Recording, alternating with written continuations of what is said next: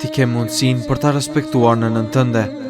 Një djalosh rëfen dhe thot: gjatë periudhës kur isha më i ri, shpesh largohesha nga shtëpia dhe rria deri vonë jashtë.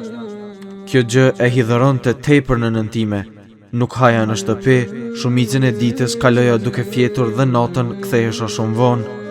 Pasi që flinte nëna ime, nuk i lash zgjidhje tjetër, vetëm se të filloj të më shkruaj nga një letër para se të flinte dhe ta ngjis atë në derën e frigoriferit.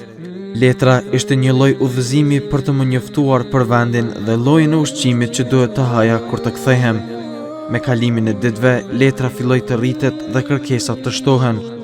Nëna filloi nga unë të kërkoj që edhe rrobat te palara t'i vënë në një vend të posaçëm që t'i vesh ato të pastrat, dhe po ashtu më njoftonte për takimet e rëndësishme që kisha brenda ditës.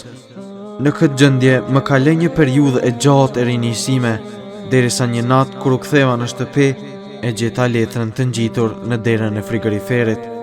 Mirë po, më erdhi mërzita lexoj atë dhe rosh për të fjetur. Në mëngjes u habita kur prindi im më zgjoi nga gjumi, ndërsa ati po i rrydhnin lotët nga syt.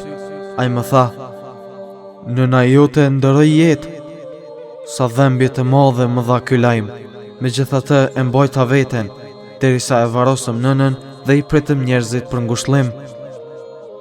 Në mbrëmje u ktheva në shtëpi, kurse gjoksin tim kishte një mërzi të madhe dhe pikëllim të papërshkruar. U shtriva në krevatin tim dhe paprit mas më kujtua diçka. Më kujtua letra e nënës time që e që vendosur në derën e frigoriferit. U ngrita shpejt, shkova në kuzhinë, e mora letrën dhe fillova ta lexoj. Këtë herë më kaploi një mërzi shumë e madhe. Në letër nuk ishte urdhra, as njoftime, as këshilla, në të ishte shkruar vetëm kjo: "Po ndjehem e lodhur, diçka nuk jam mirë. Kur të kthehesh, mos gjat që të më dërgosh në spital." Shumë e dhëmshme, ky djalosh e humbi mundësinë për të respektuar nënën e tij, mirë po ti ende ke këtë mundësi, prandaj shfrytëzoje këtë shans të ortë dhe mos lejo që ta humbësh atë.